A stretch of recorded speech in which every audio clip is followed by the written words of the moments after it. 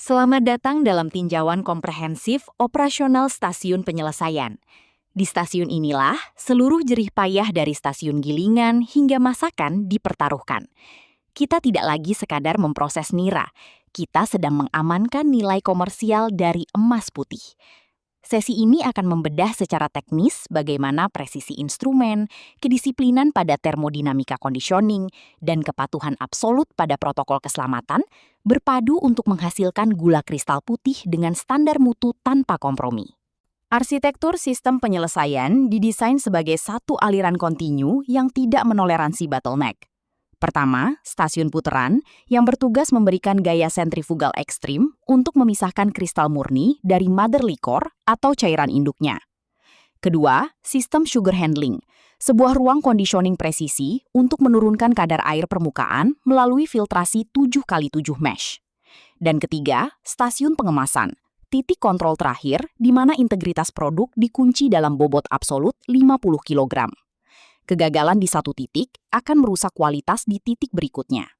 Sebelum kita menyentuh panel mesin, pahami prasyarat mutlak ini.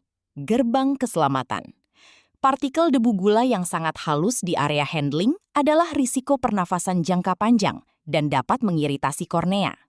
Oleh karena itu, penggunaan masker berstandar dan kacamata keselamatan adalah instrumen perlindungan utama. Sepatu anti-slip memitigasi risiko jatuh akibat tumpahan strup atau kondensasi uap, sementara sarung tangan isolator melindungi dari friksi mekanis dan suhu mesin. Ingat aturan dasar kita. Tanpa kelengkapan APD, Anda kehilangan hak untuk mengoperasikan mesin di stasiun ini. Kita masuk ke jantung pemisahan. Masekwit atau bahan masakan pertama-tama dihomogenisasi di feed mixer agar tidak ada kristal yang menggumpal sebelum masuk ke keranjang puteran. Dengan memanfaatkan gaya sentrifugal tinggi, kristal gula yang berat jenisnya lebih besar akan tertahan pada working screen, sementara cairan induk akan terlempar keluar. Alur ini terbagi dua. Unit low-grade fugal bekerja secara kontinu untuk memulihkan tetes dan mengambil bibit kristal. Sedangkan unit high-grade fugal didedikasikan sepenuhnya untuk mengekstraksi kristal putih bernilai komersial tinggi. Mari kita bedah arsitekturnya. HGF dan LGF beroperasi dengan filosofi yang sama sekali berbeda. HGF atau high-grade fugal memproses masakan A dan B dengan sistem batch atau terputus. Mengapa batch? Karena kita butuh jeda waktu presisi untuk penyiraman air panas dan steam guna membersihkan lapisan strup pada kristal, menghasilkan gula produk atau SHS. Sebaliknya, LGF beroperasi penuh tanpa henti. Memproses masakan C dan D, target utama LGF bukan keindahan kristal, melainkan ekstraksi maksimal atau exhaustion untuk memisahkan tetes buangan dan menghasilkan magma bibitan. Sebagai operator HGF, Anda adalah penguasa panel kendali. Pastikan suplai tekanan udara pneumatik stabil di angka 6 kg per cm persegi untuk memastikan bukaan katup mekanis bekerja sempurna.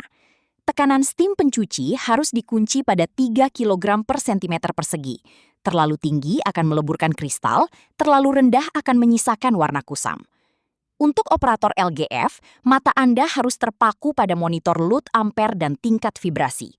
Lonjakan ampere adalah indikator awal bahwa saringan mulai buntu atau masakan terlalu kental yang menuntut penyesuaian valve masekwit segera. Setelah kristal terpisah, kita tidak bisa langsung mengemasnya. Gula basah dari talang HGF dibawa melalui konveyor menuju sugar dryer dan cooler.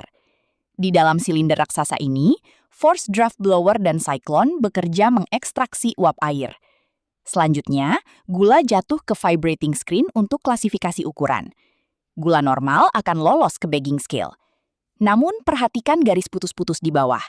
Kerikilan, gumpalan, atau gula terlalu halus yang gagal spesifikasi tidak akan pernah lolos ke konsumen. Produk cacat ini secara otomatis dikembalikan ke stasiun leburan atau masakan untuk di-rework. Mari kita lihat fisika di balik conditioning ini. Gula basah disambut oleh injeksi udara panas pada suhu 85 +- 5 derajat Celcius dengan dukungan tekanan steam 2,8 hingga 3 kg per cm persegi. Panas ini menguapkan kelengketan permukaan. Namun, membungkus gula panas akan memicu kondensasi di dalam karung. Oleh karena itu, di separuh perjalanan silinder, udara dingin 30 derajat Celcius dihembuskan. Hasil akhir dari kejutan termal ini kemudian disaring melalui anyaman kawat 7x7 mesh, menciptakan kristal yang homogen, bebas gumpalan, dan siap saji. Ini adalah parameter kemenangan kita, target mutu gula kristal putih 1. Secara visual dan kimiawi, tingkat warna harus dijaga di rentang 85 hingga 200 International Unit Standar IC-CUMSA. Secara fisik, besar jenis butir atau BJB berada di rentang ideal 0,8 hingga 1,2 mm. Dan secara komersial, toleransi berat dijaga sangat ketat di angka 50 hingga 50,1 kg. Ketiga angka ini bersifat absolut. Jika satu saja meleset, batch tersebut berstatus hold dan tidak diizinkan masuk ke gudang distribusi. Stasiun pengemasan mengusung prinsip toleransi nol. Sistem load cell pada timbangan Kronos memiliki sensitivitas tinggi. Langkah pertama yang wajib dilakukan operator adalah menekan tombol zero sebelum siklus dimulai. Layar harus menampilkan angka 0 mutlak. Jangan lupakan faktor tare atau berat karung plastik kosong itu sendiri, yang berada di kisaran 0,18 hingga 0,20 kg. Katup akan terputus otomatis tepat di target 50 kg. Jika deviasi mesin melebihi 0,2 kg, segera hentikan operasional dan panggil tim instrumentasi untuk kalibrasi ulang seketika.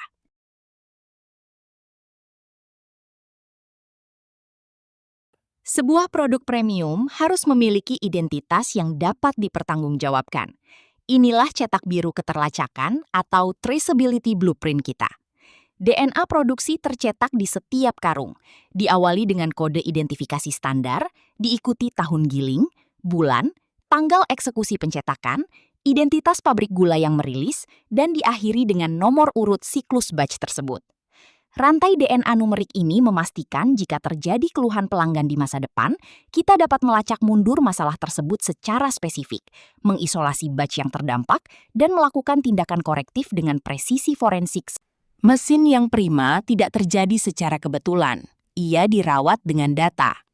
Protokol pemeliharaan aset stasiun penyelesaian dieksekusi berdasarkan landasan data inspeksi giling tahun lalu.